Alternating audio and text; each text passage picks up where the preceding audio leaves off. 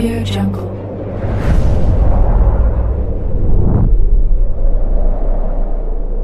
Yo, balik lagi bersama Mimin di Manhwa TV. Kali ini kita akan lanjutkan pembahasan dari cerita My Unbeatable Passive Skill Let's Middle Massive Damage.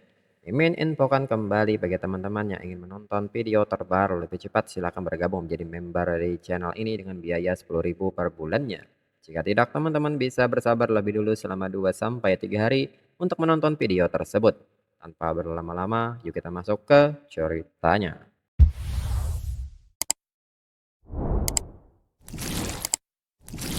Yang memegang senjata dengan mata merah bersinar adalah mini boss. Membunuh mereka untuk sementara akan menekan monster lain di dalam area. Ruose pun meminta Qianmo untuk tenang, sedangkan punggung Qianmo kepada mereka. Andre yang melihat ini pun kaget dan bertanya soal senjata aneh itu. Sepertinya dia mengatakan bahwa namanya adalah Cheng Qianmo. Nama itu terasa sangat familiar. Huang Tian dan yang lainnya pun kini mulai melakukan serangan dengan menargetkan mini boss. Andre pun kini juga mulai turun dan mendekati Qianmo. Qianmo mengatakan bahwa sebenarnya Andre bisa beristirahat di sini saja dan mereka tetap akan membayar Andre hadiah yang sesuai untuk kerjasama tim. Andre mengatakan bahwa teman-teman Qianmo di sini dapat diandalkan. Namun tim ini tidak memiliki DPS jarak jauh yang membuat segalanya menjadi sangat sulit. Andre pun meminta Qianmo untuk menyerahkan tugas ini padanya. Namun Qianmo segera memotong kata-kata Andre dan bertanya siapa yang bilang tim mereka tidak punya serangan jarak jauh. Qianmo seketika merubah flowing like thousand-bladed umbrella menjadi bentuk machine gun. Andre yang melihat ini pun sangat kaget dan menyebut itu luar biasa. Senjata yang sangat menarik hingga Qianmo kini mulai melepaskan tembakannya yang langsung menuju Demon Burial Stone hingga berhasil menghancurkan 1 dari 3 Demon Burial Stone. Huang Tian yang melihat ini pun mengatakan bahwa sepertinya Qianmo sudah mengurusnya. Zhao Xiwei mengatakan bahwa level pertama diselesaikan begitu saja. Alam rahasia ini sepertinya tidak terlalu rumit. Lalu Andre pun kini bertanya kepada Qianmo mengenai senjatanya yang sangat menarik. Senjata kelas apakah itu? Huang Tian pun meminta Andre untuk tidak pernah berpikir mendapatkan Thousand-Bladed Umbrella. Ini adalah senjata eksklusif untuk kelas yang tidak terspesialisasi. Satu-satunya di benua Apokalips. Andre pun kaget mendengar soal tidak terspesialisasi ini. Apakah seseorang di negara Xia benar-benar memilih kelas ini? Dan Andre juga baru ingat soal nama Cheng Qianmo ini. Dia adalah Kapten Flame Dragon Soul dari negara Xia. Qianmo mengatakan bahwa dirinya tidak berharap orang-orang di barat juga tahu nama dirinya. Andre mengatakan bahwa dirinya baru mendengarnya beberapa hari yang lalu. Sang pahlawan yang memasuki dunia kehampaan dari Valen Star Mountain 2 tahun yang lalu sebenarnya kembali dengan selamat. Qianmo mungkin satu-satunya manusia yang pernah memasuki alam alien. Andre pun bertanya bisakah Qianmo memberitahu dirinya seperti apa sebenarnya dunia luar itu. Huang Tian mengatakan bahwa sepertinya Qianmo akan mendapatkan penggemar kecil lagi. Zhao Xiwei pun mengatakan bahwa ini seperti yang diharapkan dari Presiden Guild, memikat baik pria maupun wanita. Qianmo tidak terlalu menanggapi ini dan mengajak mereka untuk lanjut ke level berikutnya. Melihat sikap Qianmo, Andre mengerti selanjutnya dirinya akan membantu mereka semua dengan segenap hati dan jiwanya. Dirinya benar-benar tidak menyangka akan bertemu idolanya di sini. Dalam pikiran Andre, dirinya tidak pernah menyangka akan bertemu dengan sosok legendaris. Untungnya dirinya mengetahui identitasnya. Sekarang dirinya perlu lebih berhati-hati. Huang Tian pun kini bertanya dirinya ingin tahu bagaimana kabar Guild. Apakah Firmament Like sudah melancarkan serangannya? Zhao Xiwei mengatakan bahwa pada saat mereka keluar Guild mereka sebaiknya belum hilang. Ruosi pun meminta mereka berdua untuk diam dan selesaikan level ini dengan cepat agar mereka bisa kembali secepatnya. Kemudian saat ini di kota Everlasting, kondisi kota pun kini sedang dilanda kekacauan. Anggota Xia Jiarui mengatakan bahwa dirinya tidak menyangka akan semudah ini bagi mereka untuk menghancurkan bengkel Everlasting. Everlasting Fake ternyata terlalu dibesar-besarkan. Anggota lain pun kini seketika menjarah toko obat yang ada di sana dan berniat mengosongkan tempat itu. Selain itu, mereka merasa heran mengapa tempat sepenting seperti ini sebenarnya tidak ada yang mempertahankannya. Ini benar-benar memuaskan. Sementara itu, tim utama yang dipimpin oleh Xia Jierui telah mendekati pohon dunia. Salah satu anggota pun bertanya perjalanan mereka sangat lancar. Mungkinkah itu jebakan? Xia Jierui meminta mereka untuk tetap waspada. Setelah mereka mencapai tujuan strategis, mereka akan mundur jika keadaan terlihat buruk. Jadi apa yang perlu ditakutkan? Sementara itu, Wang Fugui yang memperhatikan monitor mengatakan bahwa Everlasting sudah menurunkan pertahanan di beberapa area sesuai rencana dan membiarkan mereka masuk untuk membuat kekacauan. Fan Hanyu menyebut itu sangat bagus, maka pastikan untuk mencatat seluruh pergerakan orang yang dibawa Xia Jierui. Wang Fugui pun meminta Fan Hanyu untuk tenang dan yakin semuanya berjalan sesuai rencana. Lalu Fan Hanyu menghubungi Qiuling dan bertanya bagaimana keadaannya. Apakah tidak ada masalah? Qiuling pun meminta Fan Hanyu untuk tidak khawatir. Pihaknya sangat mudah menangani ini. Dirinya akan menjaga keselamatan Jiang Wenliang dan Xing Siyuan dengan nyawanya. Sementara itu, Xing Siyuan pun mengatakan bahwa dirinya benar-benar tidak mengerti Fan Hanyu. Bahkan jika Presiden Guel tidak ada di sini, bukan berarti Everlasting tidak memiliki kekuatan untuk bertarung. Mengapa harus bersembunyi? Jiang Wenliang pun mengatakan bahwa menurutnya ini adalah rencana Presiden Guel sebelum dia pergi. Jadi mereka hanya perlu tetap di sini. Xing Siyuan pun menyayangkan ramuan di apoteknya, mereka akan dijarah sepenuhnya. Lalu Fan Hanyu mengatakan bahwa setiap fase hampir siap. Fan Hanyu meminta Wang Fugui untuk mengambil alih komando di sini. Wang Fugui pun meminta Fan Hanyu untuk yakin dirinya jamin misinya akan selesai. Fan Hanyu menekankan bahwa ini juga waktu baginya untuk meregangkan tulang tuanya dengan yang mudah. Kemudian kini anggota Xia Jierui memberitahu Xia Jierui bahwa dirinya melihat tungku tempat tingkat surgawi dan pohon dunia. Selama mereka menghancurkan kedua struktur ini, Everlasting Fake tidak akan sebanding dengan Firmament Light. King Zhao pun meminta mereka untuk tidak lengah. Mustahil Everlasting Fake tidak ada tindakan pencegahan sama sekali. Dan di saat itu tiba-tiba sebuah serangan datang ke arah Xia Jierui. Namun beruntung Xia Jierui menyadari hal ini dan berhasil memblokirnya. Dan ternyata itu adalah serangan dari Gu Qian. Xia Jierui pun mengatakan bahwa akhirnya Gu Qian tidak bisa menahan diri untuk bergerak. Gu Qian pun mengatakan bahwa ini seperti yang diharapkan dari salah satu dari 4 kekuatan tempur utama di Firmament Light. Xia Jierui cukup waspada. Fan Hanyu yang telah datang pun mengatakan untuk benar-benar membiarkan penyusup sampai ke sini adalah tindakan yang sangat buruk. Dengan ini bagaimana dirinya harus menjelaskannya kepada Presiden Guild. Xia Jierui pun tertawa dan mengatakan bahwa sepertinya rumor itu benar. Cheng Qianmo ini sebenarnya sangat meremehkan Firmament Light. Berangkat dengan pasukan tempur tingkat tinggi dan hanya menyisakan 2 orang tua lemah, sakit dan cacat orang. Xia Jierui pun meminta Guild Blizzard untuk menghancurkan Everlasting Fake. Dan Fan Hanyu meminta Everlasting Fake untuk mengusir para penjajah ini. Hingga bentrokan antara 2 kelompok ini dimulai. Xia Jierui yang melawan Fan Hanyu mengatakan bahwa ini seperti yang diharapkan dari seorang veteran kebangkitan keempat. Lelaki tua itu juga sudah cukup bagus. Orang kedua di Everlasting Fake kekuatannya memang tidak lemah. Fan Hanyu menanggapi ini dan mengatakan bahwa kekuatan tempur tertinggi dari Firmament Light juga lumayan tapi masih terlalu muda. Xia Jierui menyebut Fan Hanyu meski tua masih cukup kuat tapi bawahan Fan Hanyu tampaknya kurang kuat.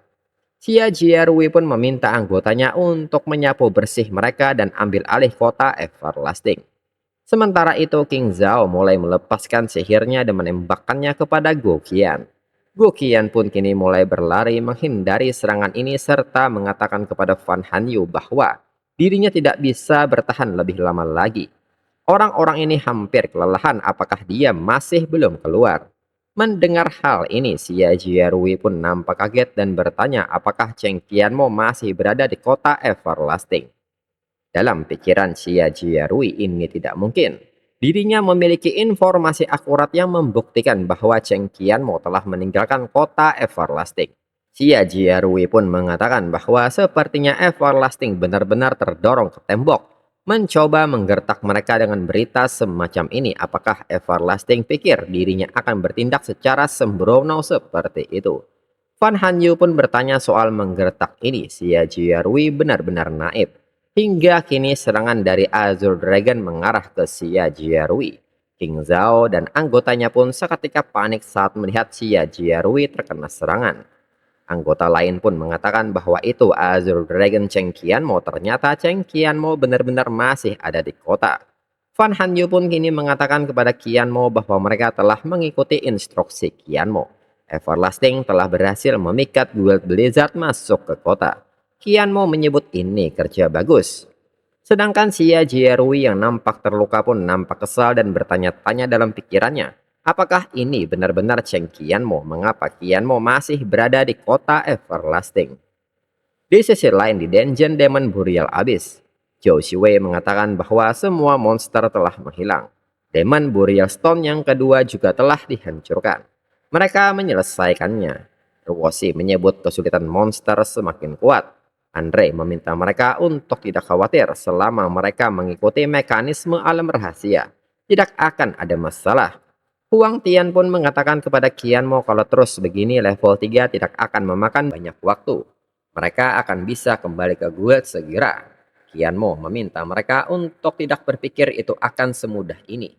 Bos besar dunia rahasia ini tidak sesederhana itu. Andre mengatakan bahwa Demon Burial Lord dari tingkat ketiga tidak akan mudah dihadapi. Jika mereka tidak berhati-hati, mereka semua bisa musnah. Teman-teman Qianmo sepertinya sangat ingin kembali. Dirinya terus mendengar mereka menyebut guild. Apakah terjadi sesuatu? Qianmo mengatakan bahwa itu hanya masalah kecil. Ini hanya pertarungan guild yang sedang berlangsung. Andre pun nampak kaget dan bertanya apakah maksud Qianmo guild Qianmo saat ini sedang melakukan perang guild. Namun semua pasukan utama Qianmo telah pergi. Qianmo mengatakan bahwa itu tidak semua. Dirinya meninggalkan klonnya untuk menjaga guild. Lalu saat mereka masuk lebih dalam, Huang Tian bertanya, Qianmo bilang, Qianmo meninggalkan klon elemen. Bukankah klon Qianmo hanya memiliki satu kekuatan saja? Bukankah itu berarti Qianmo saat ini hanya menggunakan setengah kekuatan Qianmo untuk membawa mereka melewati dunia rahasia ini? Qianmo seketika bertanya apakah ada masalah. Mendengar hal ini, Andre bertanya-tanya dalam pikirannya. Qianmo sudah menunjukkan setengah kekuatannya sepanjang perjalanan. Apakah ini benar-benar masih kebangkitan ketiga? Qianmo mengatakan bahwa separuh kekuatannya sudah cukup untuk dunia rahasia ini, jadi tidak perlu khawatir. Huang Tian pun mengatakan bahwa dirinya khawatir dengan pihak guild. Zhou Xiwei pun kini bertanya bagaimana kalau mereka pergi dari tim ini. Mereka tidak dekat dengan orang asing ini juga. Andre seketika menegur mereka dan mengatakan bahwa dirinya bisa memahami bahasa negara Xia. Qianmo meminta Andre untuk tidak memperdulikan mereka, teruslah menjelaskan mekanisme untuk tahap berikutnya. Andre pun mengerti dan mengajak mereka untuk terus maju. Sebelum memasuki tahap akhir, dirinya akan memberi mereka beberapa latar belakang tentang dunia rahasia ini. Alasan tempat ini disebut Demon Burial Abyss adalah karena menurut legenda, itu adalah kuburan para dewa kuno dan iblis, yang disebut Demon Burial Stone sebagai segel para dewa dan iblis. Huang Tian pun bertanya, mereka sudah menghancurkan 2 segel. Jika mereka menghancurkan yang ketiga, apakah para dewa dan iblis tidak akan hidup kembali? Zhou Xiwei juga bertanya bos besar tahap ini apakah mungkin dewa atau iblis. Andre pun membenarkan hal itu. Setelah Demon Burial Stone ketiga dihilangkan, The Lord Burial Life akan hidup kembali, yang merupakan the ultimate big boss. Dan mereka sudah sampai di tujuan. Huang Tian mengatakan bahwa setan ini terdengar menakutkan. Zhou Xiwei pun membenarkan hal itu, dirinya ingin pulang segera. Ruosi yang mendengar rengekan ini seketika kesal dan bertanya apakah mereka berdua harus mengobrol tanpa henti sepanjang jalan. Huang Tian pun meminta Ruosi untuk berhenti mendorong mereka bisa berjalan sendiri. Lalu saat ini di tahap ketiga, Andre menjelaskan bahwa monster di tahap ini hampir sekuat monster elit di tahap pertama. Selama Demon Burial Stone terakhir dihancurkan, Big Boss akan terpanggil. Dan Demon Burial Stone tahap ketiga dibawa oleh mini boss Burial Life Hornet Demon level 115. Huang Tian pun bertanya apakah ada mini boss, bukankah itu berarti kesulitan untuk menghancurkannya berlipat ganda? Andre pun membenarkan hal itu, tetapi ada mekanisme khusus jika mereka ingin mempercepatnya. Tahap ini memiliki 3 simpul khusus. Sekali diduduki, mereka akan terus menarik monster.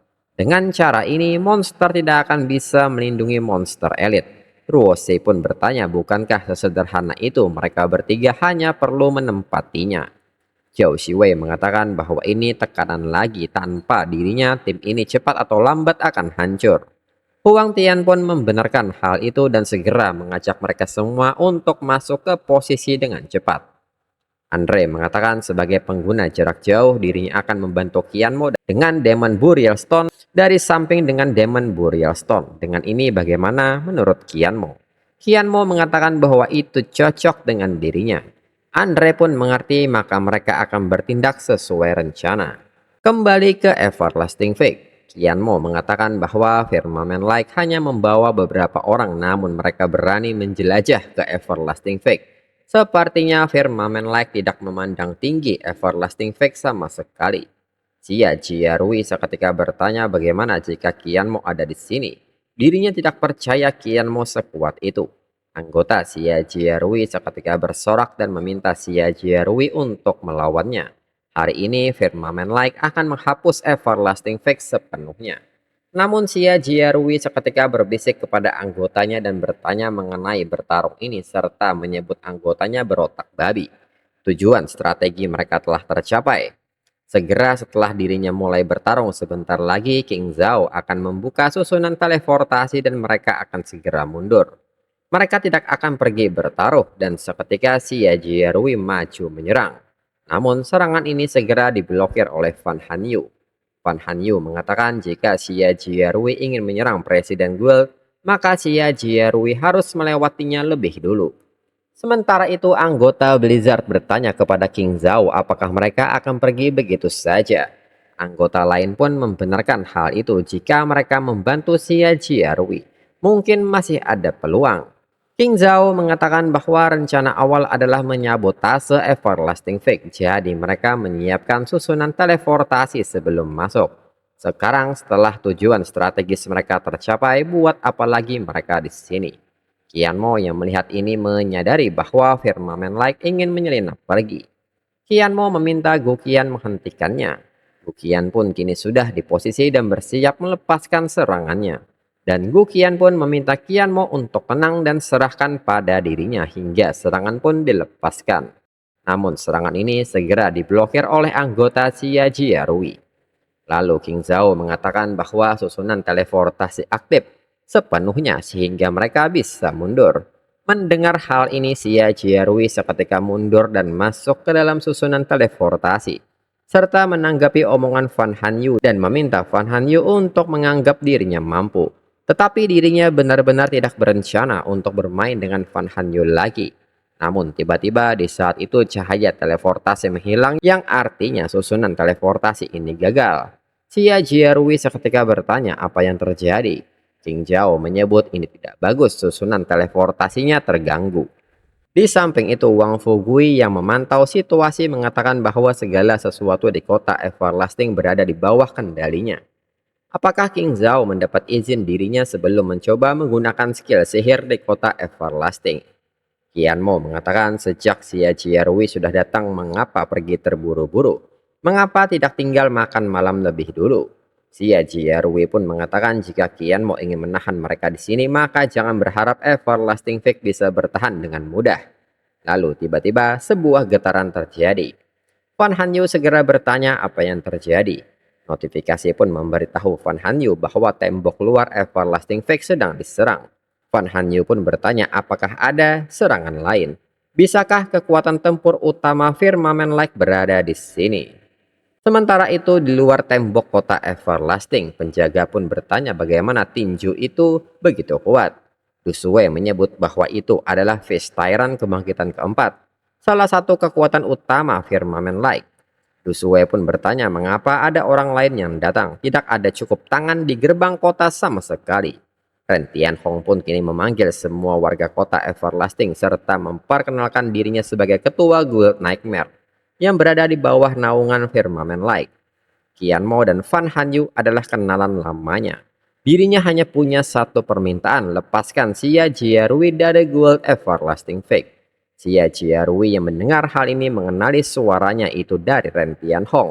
Orang-orang dari Firmamen Light ada di sini. Anggota lain pun menyebut ini bagus, seseorang dari markas telah tiba. Namun mereka bertanya mengapa Ren Tianhong tidak berjuang untuk masuk ke dalam.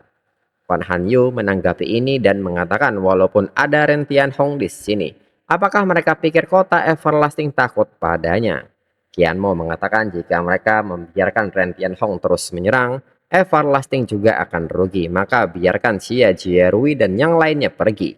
Fan Hanyu pun kaget dan meminta Qian Mo untuk menyerahkan Ren Tianhong pada dirinya.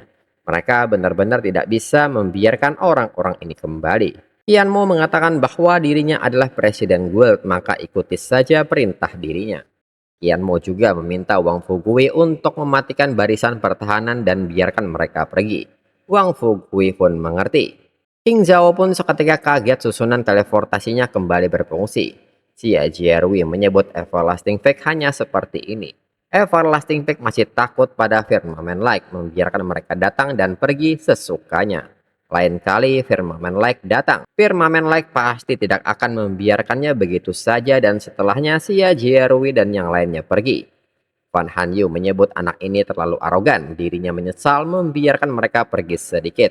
Guqian pun membenarkan hal itu bahkan jika mereka tidak berada di sini sendiri. Jika Everlasting melakukannya bersama-sama, Everlasting bisa menjatuhkannya. Qian Mo menyebut itu tidak perlu, membiarkan dia pergi akan memaksimalkan keuntungan Everlasting. Dalam situasi saat ini, jika Everlasting mencoba menangkapnya, Xia Jierui pasti akan putus asa, ditambah Ren Tianhong ke dalamnya dan kemungkinan besar akan menyebabkan kerusakan nyata pada kota Everlasting. Dirinya tidak ingin keadaan menjadi terlalu tegang dengan faksi internal di negara Xia. Dirinya yakin Hong Gaoyi berpikir hal yang sama. Jadi selama Everlasting mencapai hasil yang Everlasting inginkan kali ini, maka tidak apa-apa. Guqian pun mengatakan bahwa dirinya belum mengerti hasil seperti apa yang sebenarnya Everlasting ingin capai. Fan Hanyu pun tertawa dan meminta Guqian untuk tidak khawatir. Semuanya ada dalam rencana Qian Mo dan akan segera berlaku. Guqian pun mengerti, Qian Mo juga bersikeras membawa orang keluar untuk membersihkan dungeon di saat kritis ini. Jadi berapa lama lagi sebelum Qian Mo kembali? Qian Mo mengatakan bahwa mereka saat ini tiba di dungeon yang ditentukan. Awalnya mereka bisa kembali setelah menyelesaikannya dengan Huang Tian dan yang lainnya. Namun mereka tiba-tiba bertemu dengan kebangkitan dari Federasi U. Jadi mungkin mereka akan mendapatkan beberapa keuntungan yang tidak terduga. Sementara itu, Ren Tianhong kaget mendengar Qian Mo yang sebenarnya berada di kota. Xia Jierui membenarkan hal itu, jika bukan karena Qian Mo, mereka mungkin benar-benar menghancurkan kota Everlasting hari ini. Ren Tianhong pun mengatakan bahwa dirinya tahu Qian Mo tidak sebodoh itu. Jika bukan karena dirinya hari ini, segalanya akan menjadi sangat tidak beres. Xia Jierui mengatakan bahwa dirinya telah menggerebek kota Everlasting setidaknya sekali. Bahkan jika Ren Tianhong tidak datang, tidak akan mudah bagi Qian Mo untuk menumbangkan dirinya. Ren Tianhong menyebut Xia Jierui benar-benar berotak-otot. Karena Qian Mo mengantisipasi tindakan Xia Jierui, tentu saja ada alasan mengapa dia membiarkan Xia Jierui pergi. Tapi Xia Jierui bisa menyimpan penjelasan itu untuk Hong Gaoyin nanti. Dan chapter berakhir.